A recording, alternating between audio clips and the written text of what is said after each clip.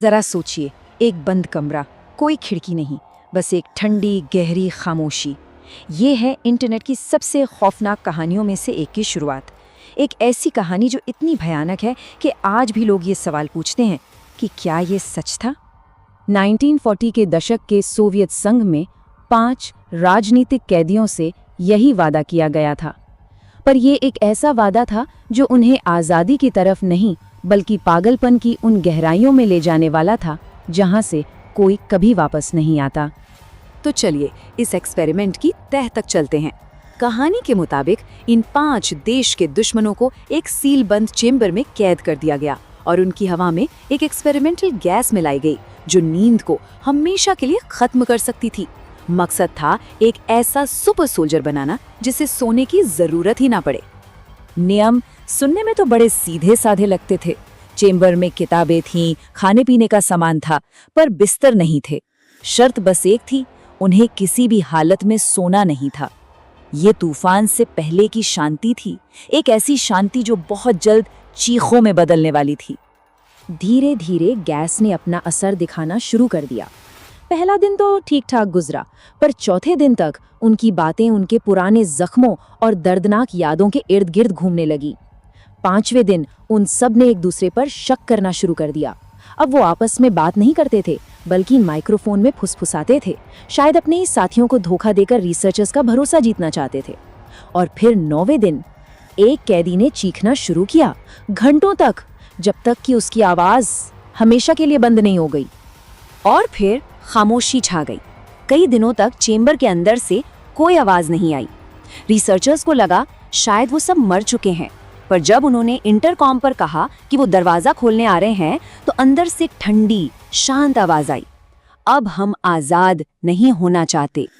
जब दरवाजा खोला गया तो अंदर का मंजर किसी बुरे सपने से भी ज्यादा खौफनाक था।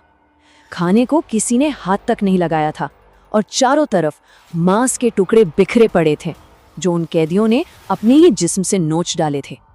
4 लोग अब भी जिंदा थे, पर वो अब इंसान नहीं लग रहे थे। उनकी पसलियां उनकी फटी हुई चमड़ी से बाहर झांक रही थीं, पेट के अंदर के अंग बाहर लटक रहे थे, फिर भी वो जिंदा थे और जाग रहे थे। जब उन्हें बाहर निकालने की कोशिश की गई तो उन्होंने जंगली जानवरों की तरह हमला कर दिया। उनमें जैसे कोई हैवानियत भरी ताकत आ गई थी। उन्होंने उन सैनिकों को मार डाला जो उन्हें पकड़ने आए थे। वो किसी भी कीमत पर उस गैस से दूर नहीं जाना चाहते थे। जो भी कैदी बचे थे वो अब उस गैस के आदी हो चुके थे। उन्हें सोने के ख्याल से ही डर लगता था। वो बस जागते रहना चाहते थे, चाहे इसके लिए उन्हें खुद को या किसी और को ही क्यों ना चीरना फाड़ना पड़े। जब एक रिसर्चर ने आखिरी बचे हुए कैदी से पूछा, तुम क्या हो, तो वो मुस्कुराया और एक गहरी डरावनी आवाज में बोला, इतनी जल्दी भूल गए? मैं तुम हूं। मैं वो पागलपन हूं जो तुम सबके अंदर छिपा है, जिसे तुम हर रात सोकर दबा देते हो। और इन्हीं शब्दों के साथ उसने दम तोड़ दिया। है ना एक खौफनाक कहानी? इसने सालों तक इंटरनेट पर लोगों की नींदें उड़ा दी, लेकिन अब वक्त है इस कहानी के तिलिस्म से बाहर निकलने का और एक बहुत जरूरी सवाल पूछने का। क्या सोवियत संघ ने सच में ऐसा कोई बेरहम एक्सपेरिमेंट किया था? क्या नींद की कमी वाकई किसी इंसान को एक राक्षस में बदल सकती है? चलिए इस भयानक कहानी के पीछे का सच जानते हैं। कहानी की सबसे मशहूर और डरावनी तस्वीर असल में एक धोखा है। बाईं तरफ जो तस्वीर है उसे अक्सर एक्सपेरिमेंट का शिकार बताया जाता है, लेकिन दाईं तरफ की तस्वीर उसकी हकीकत है। ये स्पैज़म नाम का एक हैलोवीन का पुतला है। इस डरावने राक्षस की कीमत सिर्फ $100 के आसपास थी। एक मामूली से हैलोवीन डेकोरेशन को इंटरनेट ने इतिहास के सबसे खौफनाक एक्सपेरिमेंट का चेहरा बना दिया। सिर्फ ये एक सच ही पूरी कहानी का पर्दाफाश करने के लिए काफी है। तो अगर एक्सपेरिमेंट नकली था, तस्वीर भी नकली थी, तो ये कहानी आई कहां से और ये इतनी असली क्यों लगती है? चलिए इस इंटरनेट लेजेंड की जड़ तक पहुंचते हैं। ये कहानी क्रीपीपास्ता नाम की एक जॉनरा से आई है। ये इंटरनेट पर लिखी जाने वाली वो डरावनी कहानियां होती हैं जो इतनी चतुराई से लिखी जाती हैं कि सच और झूठ के बीच का फर्क ही मिटा देती हैं। मतलब ये हमारे ज़माने की डिजिटल कैंप फायर कहानियां हैं। देखिए इसका असली सफ़र 2010 में शुरू हुआ था, जब ऑरेंज सोडा नाम के एक यूज़र ने इसे एक ऑनलाइन फोरम पर पोस्ट किया। धीरे धीरे ये फैली, लेकिन असली धमाका हुआ 2013 में, जब किसी ने इस कहानी को उस हैलोवीन वाले पुतले की तस्वीर के साथ जोड़ दिया और बस एक इंटरनेट मिथक पैदा हो गया जो आज तक जिंदा है।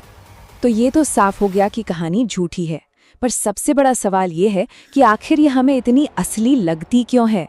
क्यों लाखों लोग इस पर यकीन करना चाहते थे? इसका जवाब डर के मनोविज्ञान यानी साइकोलॉजी ऑफ फियर में छिपा है।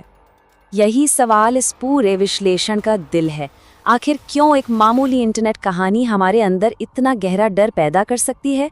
इसकी वजह यह है कि ये कहानी हमारे कुछ सबसे गहरे और असली डरों को छूती है। ये कहानी असल में बड़ी चालाकी से लिखी गई है। इसकी भाषा एक साइंटिफिक रिपोर्ट जैसी है। इसे कोल्ड वॉर के दौर में सेट किया गया है, एक ऐसा वक्त जब सरकारें पर्दे के पीछे वाकई भयानक एक्सपेरिमेंट कर रही थीं। ये नींद की कमी के असली असर जैसे पागलपन और वहम को छूती है।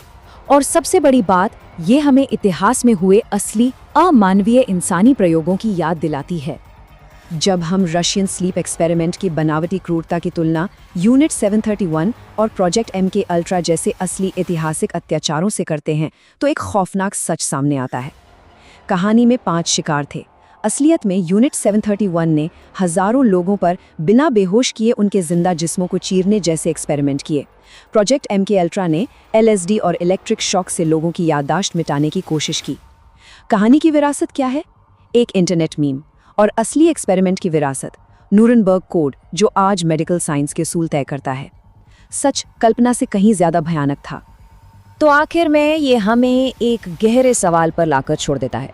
रशियन स्लीप एक्सपेरिमेंट की कहानी हमें इसलिए डराती है क्योंकि ये उस हकीकत की एक गूंज है जिसे हम जानते हैं कि असली राक्षस कहानियों में नहीं बल्कि इतिहास के पन्नों में मौजूद हैं।